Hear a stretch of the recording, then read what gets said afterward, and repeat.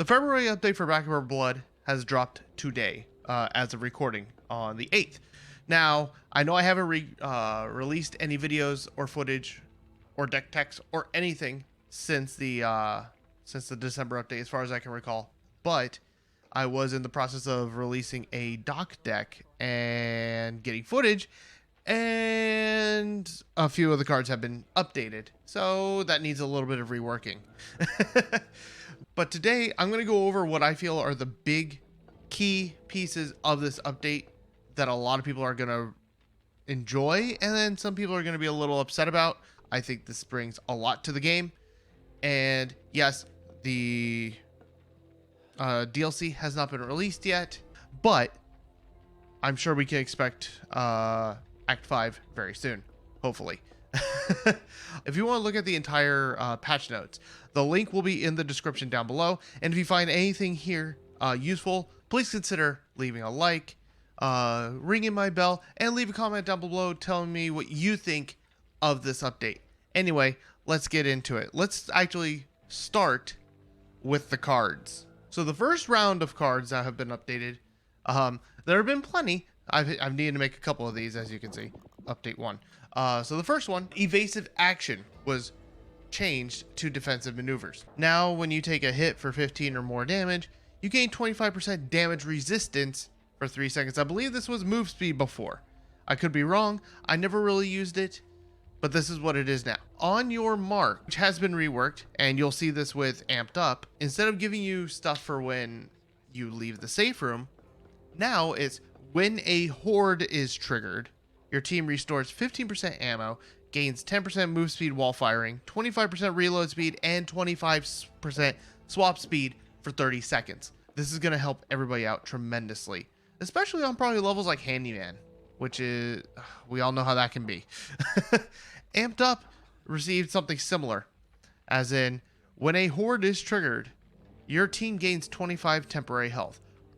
This is also amazing. The fact that you, whenever a horde is triggered, you're just gaining a little bit of a health boost to give you a little bit more of a push through that incoming horde. Give you a little bit more chance to survive it. I love it. Shooting Gloves has been a little reworked to give not only the weapon swap speed, but also recoil control and accuracy. I like this because this actually pairs up with, where's the card? It pairs up with Line 'em Up kind of well, giving you more recoil control, which you don't really see a lot of, and I think that that's pretty good. The fact that there's things that actually make the ranch rifle the ranch rifle was already freaking good. This on top of the ranch rifle to deal with that recoil is quite nice. If somebody wants to really use the M1A, I don't know why they would, but they can use these to have a little bit more control, and that might give the M1A a little bit more use. Front sight focus received weak spot damage. I don't remember if it did all this. I know it increased the accuracy, but now it does 20% accuracy boost, 10% weak spot damage boost, and 15% aim speed. Pretty nice, adding a little bit of a spice to this card. Add and reload no longer has the downside. It just reloads on your back. Ammo for all. Not only does it give the ammo capacity boost to the team, but it gives team damage as well. Ammo pouch has now been adjusted to 25% ammo capacity and 2.5% bullet damage. Ammo belt has 50% ammo capacity and 15% reload speed. Grenade pouch not only is just a 1 inventory slot, it also gives 25% swap speed, which I find interesting. All the single slot inventory increases have a little bit of an extra addition to them, which I think was pretty smart. Double grenade pouch, and this is another thing you'll see with a lot of the double pouches. Instead of decreasing damage, they slow you down a little bit, which makes sense. You're carrying more things, you're gonna be slower. So 2 offensive inventory added at the cost of a little bit of move speed, 5% to be exact. Belt clip now gives 10% use speed as well as the quick inventory slot. And here you go, utility belt giving you minus 5% move speed with the 2 quick slot inventory. Shoulder bag doing the same thing right there with minus 5% move speed. We'll get to fanny pack later. And mandatory PT giving the entire team 10% team stamina and stamina regen. This will be continued with Hellfire.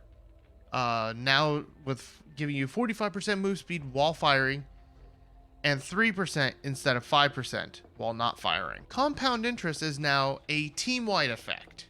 So this is stackable, just FYI. Now you don't have to drop all your copper for one person to get the whole benefit. You can just get extra copper in the next level. However, it's been decreased from 10 to 5. Battle Lust now is affected by healing efficiency, which has me extremely excited because I kind of want to build a support melee hybrid doc build. Since she comes with the trauma resist, building up some damage resist in the build itself, and just upping a little bit of healing efficiency, maybe with like EMT bag, which we'll get into later. Seems like a real fun strategy. Seems like a really fun meme. It seems like a meme deck, but who knows? Maybe it's actually really good. Doc wants to go bonking. Face Your Fears has been adjusted because before, the game didn't tell you this, but the bat and the fire axe were 2.5 meters. So if you hit the enemy or hit a ridden at the edge of your melee weapon, you wouldn't always proc Face Your Fears because you were just out of range. They have adjusted Face Your Fears to now be 2.5 meters. So every melee weapon is now covered. Which now begs the question, why do you prefer stumble with the bat, or do you prefer the little extra damage with the machete? That's up to you. Utility Scavenger has been fixed to now making it so you can see Razor Wire instead of Offensive Scavenger, which is what it used to be. Stimulants now goes for 60 seconds. Optics Enthusiast no longer has a downside. It's just 30% accuracy boost. Trigger Control. Precision Kills grants 20% accuracy for 5 seconds. You may be thinking, that sounds familiar, and we will get into that. Wooden Armor. They have removed the acid, the extra damage you would take from acid. They made the trauma resistance 30 instead of 40. They got rid of the acid resistance, but they even made a little comment on it saying, and I quote, developer note, "We made these changes in the spirit of eventually making this card viable." We'll see how that turns out. We know this was a big meme card anyway. Body Armor no longer has a downside. And Overwatch has an increased distance of 15 meters over 10. Now, let's get on to some of my favorites. The support card changes. A lot of these have to deal with them starting to consider making cards help you with trauma. Like actually healing trauma outside of wall heals and upgraded medkits, which I think is very smart. First card we're going to talk about is Antibiotic Ointment. It now adds 25% healing efficiency, and when you use the medical accessory, the target gains 10 temporary health on top of what you heal them for. That is pretty strong, giving them that little extra boost. Ooh, especially if they have numb in their build. Oh, damn. EMT bag has been increased from 40% to 50% healing efficiency and no longer reduces your stamina efficiency. This is a really strong upgrade, especially when you see what happens with Field Surgeon. If you're using Field Surgeon for that healing efficiency, you're no longer going to use it for that because it no longer reduces your use speed, but it also no longer heals. Instead, when you use a medical accessory, it also restores 3 trauma to the target. So I don't know if I'd be running this personally in my builds, but it's an interesting thing to consider. I personally won't. My thought is just increased trauma resistance, but that's just because of how my builds are. Doc Deck Tech coming up soon. Medical Expert has been reworked. The big thing from this, in my opinion, is the healing efficiency is now a team-wide effect. Also, 50% revive speed. Woo! When you use a medical accessory, it also restores 1 trauma to the target. Fanny Pack, 1 support inventory, and look at this, 15% trauma resistance. Not in-cap trauma resistance. This is so freaking good. And Fresh Bandage. At the start of each level, heal 15 trauma damage, then restore any missing health. So let's say you're at 1 and you've suffered a decent amount of trauma. You gain 15 health, like max, or through the trauma, and then you're topped off. That's really freaking strong. Like, if you have a whole bunch of temporary health and you end the level, you know in the next level, that's all going to be gone. There you go. This solved your problem.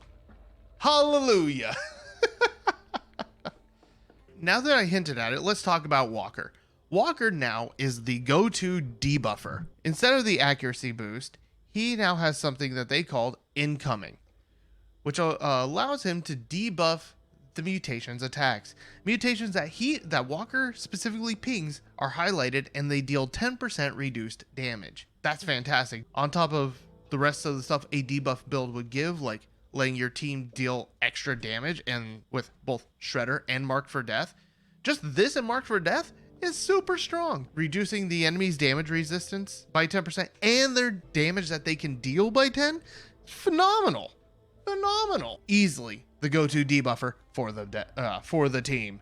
Another thing they've added, as you can see here, is the stay together. They have given the option to vote to group up with people that you quick play together with, so you can continue running together. Let's say something just went sadly kind of bad and you don't have time to quickly send a friend request and continue, or let's say you finish an act and you want to continue on to the next one. You have the option now. That's kind of nice. They have now finally another thing is they finally added streamer mode. This option removes all copyrighted music content and replaces it with alternatives. So for those that make content or stream, like on Twitch, don't forget to go check me out on Twitch. Yeah, twitch.tv/DLBTibbin, link in the description. This will replace all that copyrighted music like Ace of Spades, etc., so you don't have to worry about copyright infringement issues. I haven't run into that issue, but I would rather not chance that. Another couple things that they added, they have now made it so your max amount of decks that you can have in each mode is 16 instead of 8. You now earn supply points when you fail a mission instead of just getting nothing, which is nice. They added some more tutorial tips. That's okay. Fixed campaign objective items being dropped on use, like to board up the windows. That's pretty nice. That's just one example. Muting and unmuting issue, that's been fixed.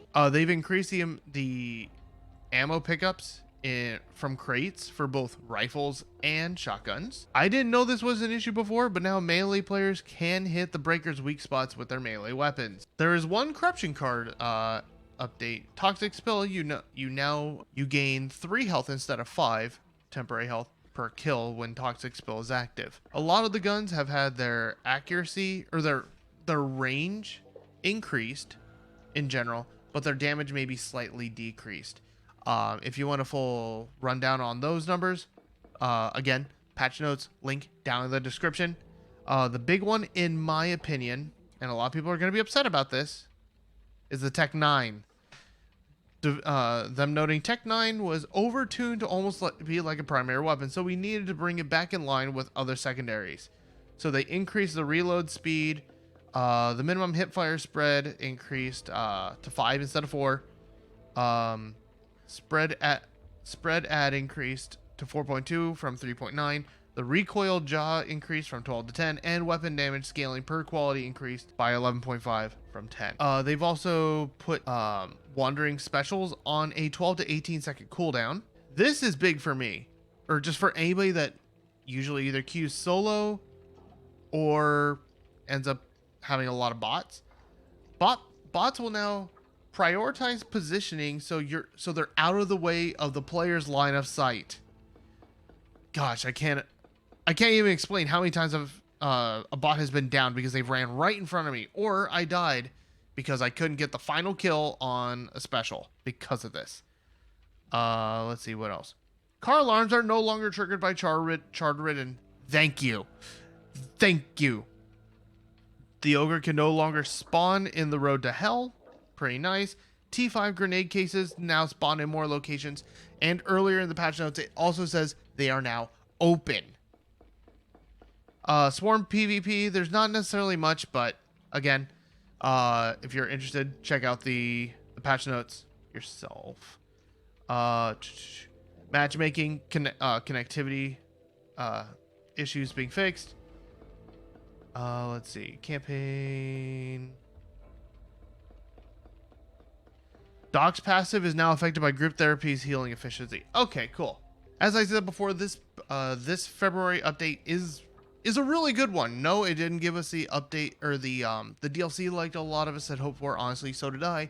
But this brought a lot of life back into some of the deck building because some of it was kind of straightforward. It was hard to get like brewing ideas, but now things like Battle Lust being affected by healing efficiency, group therapy being affected by healing efficiency, well, Doc's healing efficiency, seems like a really fun way to spice things up, as well as adding cards for trauma healing. Again, if you liked what you saw here, please consider leaving a comment telling me what you think. Leave a like or click like, ring my bell.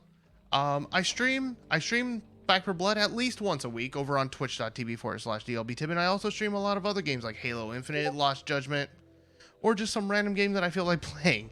I also do collabs in Back for Blood, as well as play with viewers. So if you're stuck on anything, I will be more than willing to pair up and assist you. I currently have Doc and Mom's SWAT at this moment, and I'm halfway through Carly's. Thank you very much for watching this video. If you made it all the way to the end, thank you very much. I appreciate you so much, and I will catch you all in the next video.